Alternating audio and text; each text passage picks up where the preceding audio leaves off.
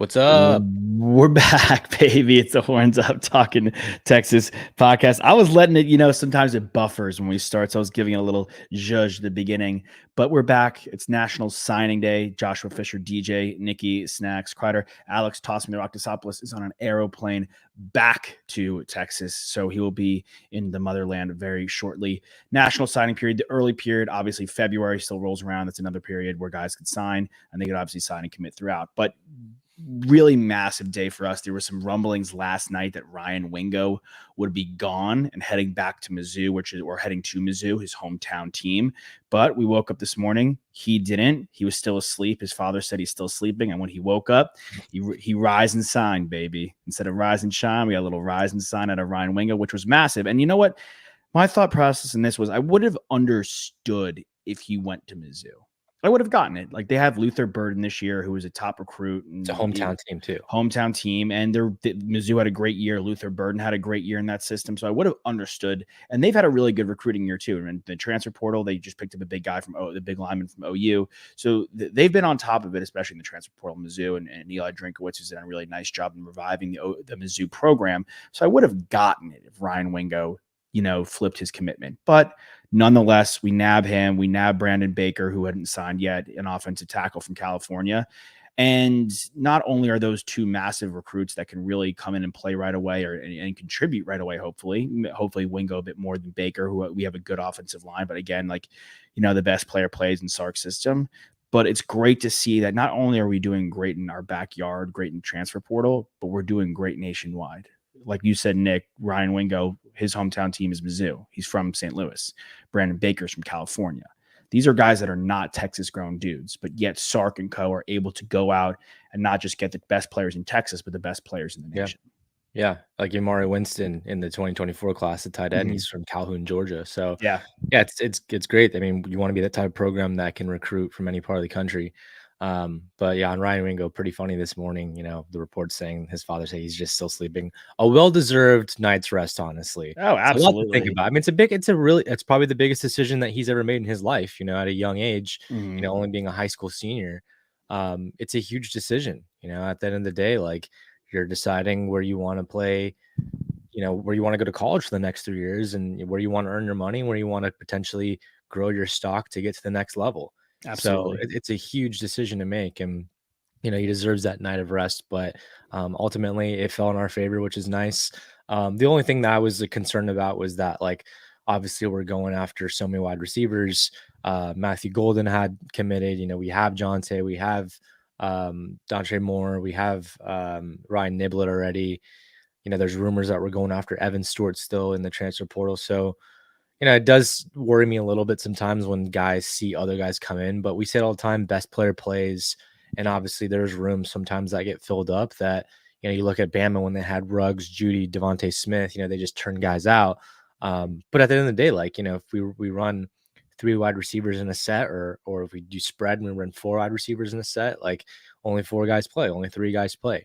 So, I do want to continue to see us get these high level recruits, but I don't want us to get overly greedy, you know what I mean, and dip our hands in too many different pools and scare people off. Sure. I mean, again, that's what happens. If you overcommit and you get a lot of guys, then guys start decommitting and start transferring, and you set that cycle into your. Look, guys are always going to leave. Guys are always going to transfer. Guys are always going to decommit and flip. We lost Aaron Hampton, who was an athlete. He's been committed to us since August. He flipped from us, 4-star guy, to Alabama. That could happen.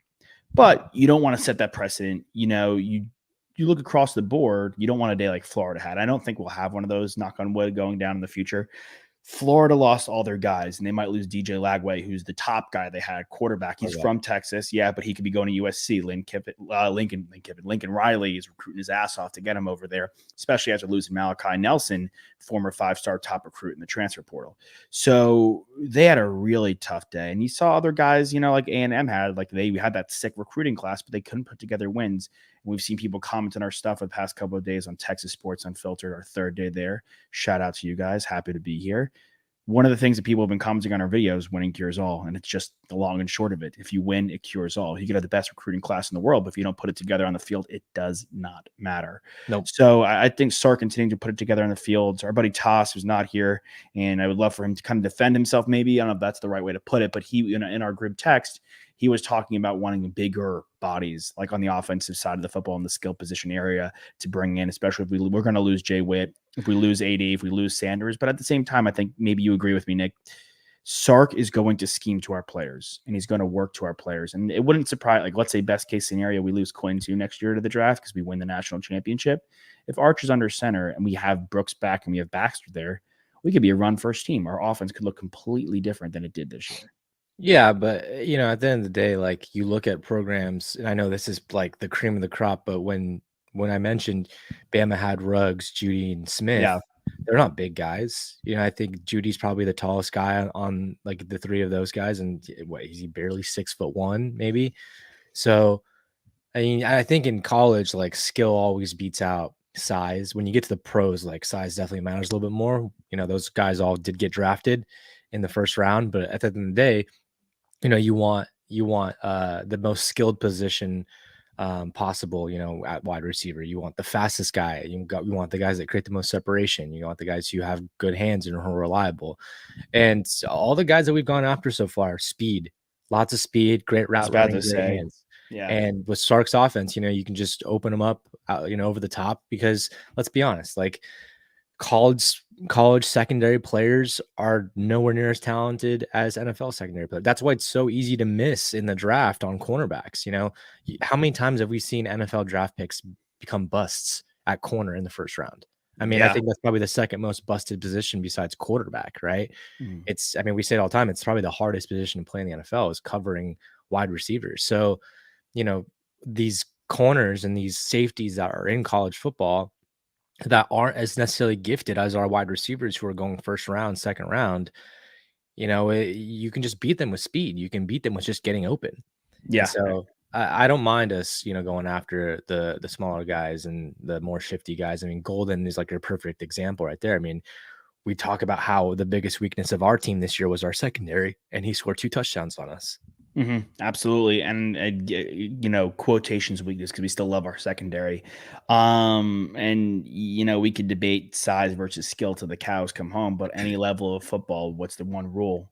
Speed kills. Yeah. And that's it. Like you go, And who's the best player who's the best receiver in the NFL right now? Tyreek Hill, Cheetah, fastest Five, guy in the league. 5'9", Yeah. 5'10". Like how big is he? Like not And I that and I big. also think that just, like, the way that the game is played has changed a little bit as well in Sure. terms of how they, because I'm sure, like, back in the day, in, you know, the '80s, '90s, early 2000s, they get oohed and awed, and they Yeah. look at these big framed wide receivers, and they're like, "Oh, yeah, I want that guy, go up and get him." And then, you know, Tyreek Hill would not even probably gotten consideration. They probably would have thought, "Okay, you're at best a punt returner," you know? Barry Sanders was ahead of his time being, you know, so small that he was at running back, and then you know, we start seeing guys open up the door a little bit more. Darren Sproles, Danny Woodhead, Christian McCaffrey, Austin Eckler, like those aren't huge guys. I mean, Sure. McCaffrey is pretty stacked, but at the end of the day, like they're short guys.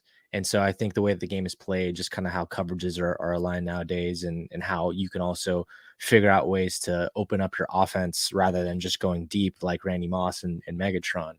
But yes, really successful day. You know, when you see almost every single player in your class has signed and then is expected to be an early enrollee next year, as I mentioned yesterday, those spring football days are so important for a team to glue together, to mesh together, for you to figure out who your guys are for next year, who's going to take the steps forward to be in the starting position rotation.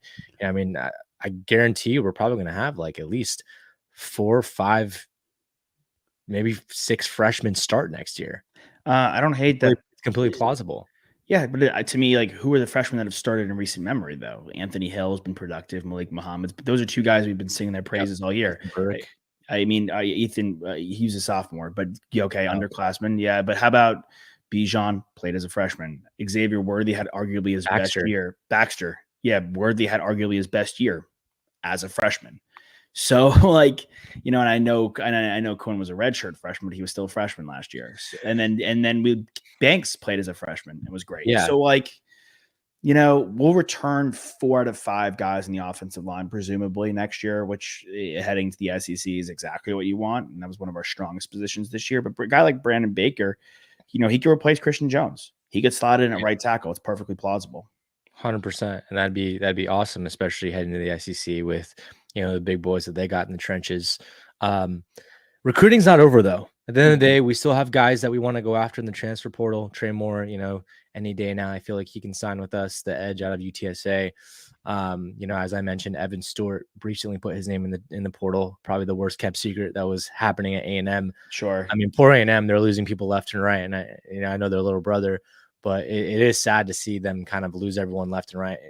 To our dismay, but Terry Bussey's a guy that I think we can keep an eye on. I think, we mentioned we lost Hampton, but Bussey's another athlete. He is not a transfer, but he is a 2024 recruit right now who's an athlete, 5-star that's committed to A&M, but he's planning on signing in February. So we've got plenty of time to sway him over here.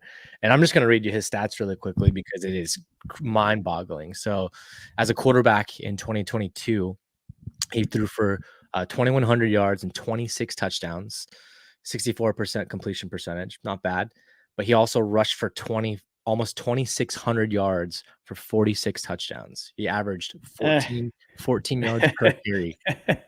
And then he also lined up on defense to add the cherry on top, where he tallied 115 tackles and 5 interceptions, with 4 of them being touchdowns. So this is Mr. Do-It-All. You had mentioned that he draws comparisons to Travis Hunter on Colorado. And honestly, like, if you bring this guy over, like, why not let him, do it on both sides of the ball, here and there. He doesn't have to start, both Miles Jack sides, but yeah, exactly. Miles Jack did it for UCLA. But like, they draw comparisons, On Three has his comparison to Trent McDuffie on the Chiefs out of Washington. Because they were both dual side athletes. But at the end of the day, I mean, I think guys like this end up transitioning to cornerback pretty well, just because, as I mentioned, it's the hardest position to play and you want the best athletes out there. But if he's finding the end zone as much as he does, I mean, I'd be hard pressed not to put him in our offense. Yeah, absolutely. I mean, again, and that's a guy that he's probably going to sign in February. He's a hard commit to A&M. And I say this to you guys all the time, on air, off there. Like, I feel bad for A&M, but at the end of the day, outside of Texas, the state of Texas, A&M is not as relevant as people think. They just are not. Like, they're a Texas relevant team. Outside of Texas, they're not that relevant of a team other than Johnny Manziel. I didn't growing up on Long Island. Like, I have no, outside of Manziel and a couple of the guys like Von Miller and Myles Garrett. And Myles Garrett, by the time I got to school, outside of that, I have no real A&M. Yeah, exactly. I thought, you have to give the people context who don't know. Like, for myself and for Toss and for Quan, we all grow up in Texas. And so 100%. Like, when you're going up in high school and elementary school, like, the teams that are in front of you all the time are University of Texas, A&M, Texas Tech, Baylor, even Texas State for some people in the Central Texas area. And for someone like you or people who grew up in California or Florida or wherever, like, A&M really isn't relevant. They've become a little more relevant in recent years as they moved on to the SEC, especially in the Southeast region for all the kids in Louisiana, Florida, Alabama, as I mentioned. But to someone in New York, A&M for you is just Johnny Manziel, right? Like, that's it. No, that really is it. It's not like growing up in the real quick in the Northeast, Texas is a team. When we talk about, I knew who Quan was. I know who that is. And we love Q, but Q's not he's not Von Miller, I know who he is because Texas is such a relevant program. He's one of the better players on the team. But also, you mentioned winning Curzall and winning that national championship with Vince Young. The 05-06 national championship helps you as 11-year-old kid, 12-year-old kid say, okay, I know Texas, I know these players. I want LSU. I knew who Matt Flynn was before, and he wasn't a world beater in the NFL. Did it with Chris Leak, didn't even make the NFL. Jason White doesn't even make the NFL, but he's a Heisman winner, and he, and you know who Oklahoma is. You didn't know who A&M was, so I think, it's sad to see this happen, but as somebody who's not as beholden to the Texas A&M and didn't grow up hearing that, the Aggies being uttered every other sentence by some of their friends, Yeah, I'm like, okay, like fine. Like I get why Yeah. people don't want to go there. They don't win and it's not cool. It's Yeah. lame. Like it's really I didn't even know about the yell or whatever they Midnight Yell. do. Yeah, I Yeah, had I no mean, idea. it's a big cult, we all know that. Yeah. Cold. Yeah, man, but it's a really, really successful day for Sark and the boys. Keep it And rolling. We got another 2025 recruit too, so we're not stopping here. I mean, I know that we're looking at the 2024 season, and I know that we're always looking to get transfers in here, but we can't forget about the other classes as well. We just got a big boy, Brandon Brown, D lineman out of Melbourne, Florida. So keep on building those Florida, baby. trenches. We already mentioned we had Imari Winston out of Georgia, and then to round out the class, he committed in June. But KJ Lacey is a quarterback out of Bama, Yeah. Saraland, Alabama. So, and they're all rated right now as 4 stars. But as we've seen in years prior, and as we've seen how this recruiting goes, like guys can jump and fall, depending on their development, on how they Yeah, they have to play. play their senior year. They're still growing. I mean, like as men, like these are 17-year-old, 16-year-old kids. Like they might add a couple inches in size. Like right now, Imari Winston's listed at 6'3", and he's heading into his he's a junior right now. So like if you add like let's say an inch or two, like it's a 6'5" tight end coming in, I think he might jump up a star. 100%. And then I will say this. Um, the last thing I'll say is this. I'm happy that we did so well today and did so well this recruiting cycle. I'm glad though that today is the end of it, like for the signing period, and we can now move. Sark can lock in on Washington. For better or for worse, like we haven't heard or seen much of Washington in the recruiting outside of like Will Rogers. I mean, So like, but I think that's to be expected. Like Washington doesn't recruit like Texas does. You don't see yeah, Washington in the top 10 every year in recruiting cycles. So it is what it is. I do think we're still focused. I mean, obviously, we don't see what's oh for behind closed sure. doors on like what the team is preparing for, but like our active players on the roster right now don't like they're not involved in the recruiting game. Besides, Arch has been vocal. Like there's been guys who've been vocal, but their mindset is on the game. I mean, they're ultimately we've got seniors, we've got juniors who might not be on this team next year. They can give two shits about recruiting right now. They want to focus on this game in New Orleans. Oh, for sure, 100%. And we have all our coaches back, even the ones that have moved on to greener pastures next year. So I'm excited that we get to move on from recruiting and get the wheels turning and go try to dominate Washington, which is perfectly in our wheelhouse. But again, like we can't say it enough. Really great execution, start to finish, on and off the field by Sark and Co. Winning cures all, not just in football, but we saw women's volleyball again. Shout out to them. Women's and men's diving and swimming, killing it. Men's basketball is the lowest ranked team right now behind golf at 14. Men's basketball is 19. It's like the lowest ranked team we got because football's 3. So it's pretty magical. Yeah, love it. Pretty Christmas all right. coming early. That it is. Well, I will see you tomorrow with Q, with Toss. Q's jumping back on. And special guest. We won't be going live, but we will have a special guest for you guys, which is very exciting. So, Hook 'em horns. See you guys next time. We out ya. We love you.